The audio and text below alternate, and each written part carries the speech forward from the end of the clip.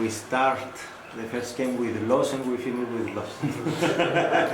O ironie, am început cu înfrângere și am terminat cu înfrângere. Altă ironie, v-a învins cel în locul căruia ați venit. Another ironic, the coach you replaced with you. Nice. It can happen. Okay, I don't want to speak about. I speak about the game. Nu vreau să vorbesc foarte mult despre meci. This is what I want to say. Ceea ce vreau să spun, It was very, very difficult day for me. a fost o zi foarte dificilă pentru mine. And the fans from this is what they show me. They make more difficult. Și fanii din moment ce au arătat, din ce au arătat la începutul meciului, mi-au făcut ziua și mai dificilă. I want from my heart to thanks everybody here in Darkujiv. Vreau din suflet să le mulțumesc tuturor celor de aici din Târgu Jiu. It wasn't just 1.5 successful season, but this successful season it was make me to feel this team like to born here. Nu a fost doar un sezon și jumătate plin de succes, însă acest sezon și jumătate cu succesul la Lima a făcut să mă simt ca și cum m-am născut aici. I never will forget this team gave me the chance to go to make coaching out of my country. Nu să uit niciodată că această echipă mi-a oferit șansa să antrenez în afara țării mele. I feel this club give me more than what I give them. Simt că acest club mi-a oferit mai mult decât am oferit eu la rândul meu. And that's why I said will be in my heart forever. De aceea am spus că vor fi în sufletul meu întotdeauna. I want to thank everybody, Vreau să vă mulțumesc tuturor, all the players who working with me this 1.5 season, tuturor domestic, jucătorilor care lucrau cu mine foreigners. în an și jumătate, localnici, străini. I want especially to thanks my assistant coach Claudio Ionescu from the first day when I'm here in this June when I come to sign until today. It was near to me, help me for everything. Vreau să mulțumesc și mie personal pentru că din prima zi în care a venit aici în iunie și până astăzi am fost alături de el și l-am ajutat ori de câte ori am avut ocazia și oportunitatea. And of course the committee, Mr. Adescu, Mr. Combanașul, of course. And I don't want to say anything about Mr. Churel. Și de asemenea conducerii domnului Bădescu, domnului Combanașu, bineînțeles, și vreți să spun ceva, și nu vreți să spune ceva despre domnul Ciurel. I know it was the person who decided to come here as a coach, and I want to thank. Actually, I was hoped to be here in the call because I want to thank him face to face. But anyway, I want to thank Mr. Ciurel. Știu că a fost persoana care m-a dorit pe mine aici ca antrenor și datorită lui am ajuns aici. Speram să fiu astăzi la meci, să-mi mulțumesc față în față, însă nu s-a putut, astfel că va trebui să-i mulțumesc așa. And also and you, in this 1.5 year I was here, we have very good cooperation.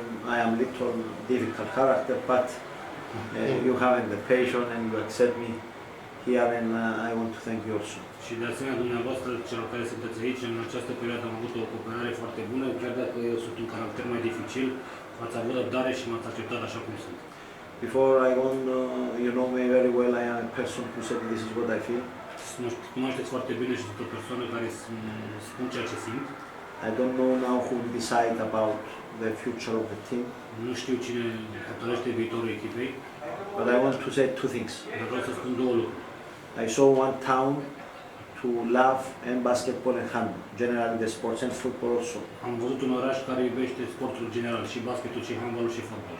We can't let this team and we don't support and financially with the other way. Nu putem lăsa această echipă și să nu susținem din punct de vedere financiar. For me, because basketball is my part, Energia in the last 3 years is the most successful team in Romania. Pentru că vorbim despre basket, este partea mea, Energia în ultimii 3 ani este cea mai de succes echipă din România. He won one cup. A câștigat o cupă. He go in the final four and finished third in the Euro Challenge. A mers în final four și a terminat locul 3 în Euro Challenge. He finished third in the championship. A terminat pe 3 în campionat. Now he's in the 32 of the Euro Cup.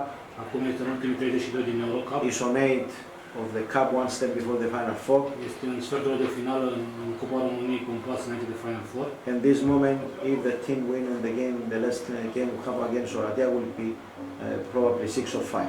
Și în acest moment, dacă echipa va câștiga și restanța cu Oradea, va fi undeva pe locurile 5 sau 6. And I mean this, Energia is the most successful team in the last 3 years in Romania, and we have to protect this club. Și subliniez ceea ce spun, Energia este una dintre echipele de cele mai succes în România în ultimii 3 ani și trebuie să facem ceva să susținem acest sport. But this is the first reason. This is what I said about the fans. They love sports, and we have to give them sports. Și primul motiv este cel care v-am spus despre fani, iubesc sportul și trebuie să-l oferim sport. Gentlemen, thank you very much. I don't say goodbye because in the back head of my mind, one day I want to return back. Domnilor, vă mulțumesc foarte mult, nu vreau să spun la revedere pentru că în colțul sufletului meu într-o zi vreau să mă întorc. And this will be in my mind until I make this situation.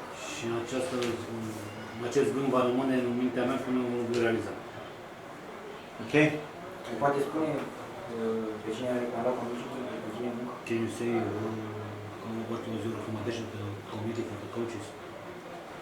I said about my opinion about who come here. Everybody who come, he have to come as soon as possible. Mi-a spus opinia pentru cine aș vrea eu să vină, însă oricine ar veni trebuie să vină cât mai curând posibil. This is very important. Asta este cel mai important.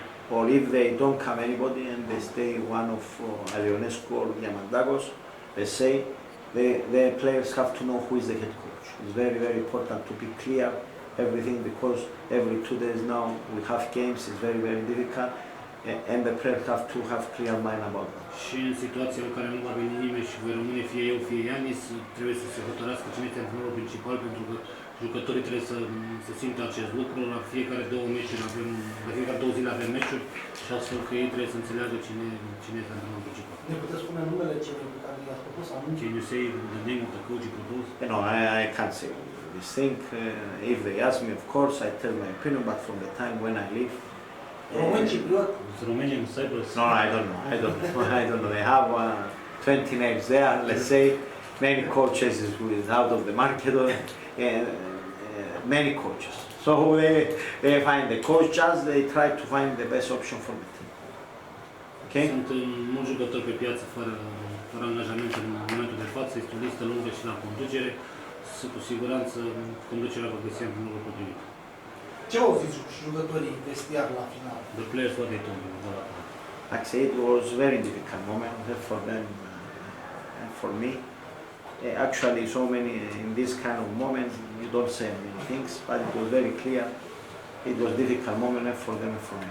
A fost un moment foarte dificil în toată lumea. Bine, este normal că în astfel de momente nu poți să spui multe lucruri, însă s-a văzut că este un moment dificil în toată lumea. Când vă începeți munca la noua echipă? Mâine e bună start președinte. Start on 4 of January. 4 ianuarie. Okay. Thank you very much.